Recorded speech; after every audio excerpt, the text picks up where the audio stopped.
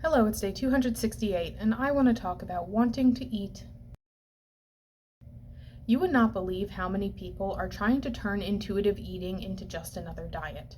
They're trying to water it down and package it up in such a way where it can be sold to a consumer base who wants to lose weight. But I feel like if I had encountered this capital D diet version of intuitive eating before I encountered the real thing, I would have been very, very disappointed. Because that kind of intuitive eating has one main selling point. You can eat whatever you want, whenever you want. They take that part of intuitive eating and shove it in your face. Here you go, here's the solution. Doesn't this sound great? But I feel bad for anybody who goes into intuitive eating who thinks it's going to be an easy thing. It is, in fact, one of the hardest things I've ever had to do. You have to challenge your preconceived notions of what your body should look like.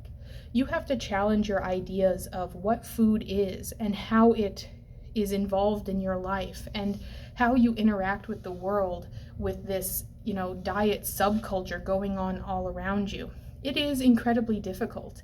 And I would have dropped out probably the first week. I would have been like, man, this diet sucks. I'm going back to restricting on MyFitnessPal. And in order for that weak sauce version of intuitive eating to make you skinnier, it has to convince you that you can only eat when you're hungry.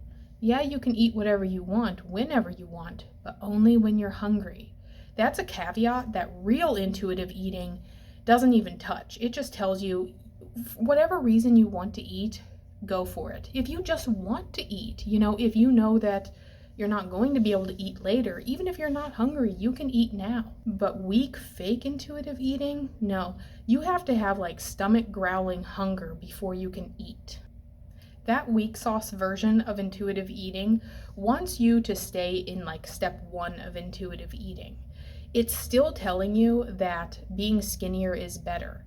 It's telling you that intuitive eating is the way to make yourself skinnier, but that is by no means true. Believing that skinnier is better is how you come into intuitive eating, but you leave feeling completely different. At least I feel like most people do.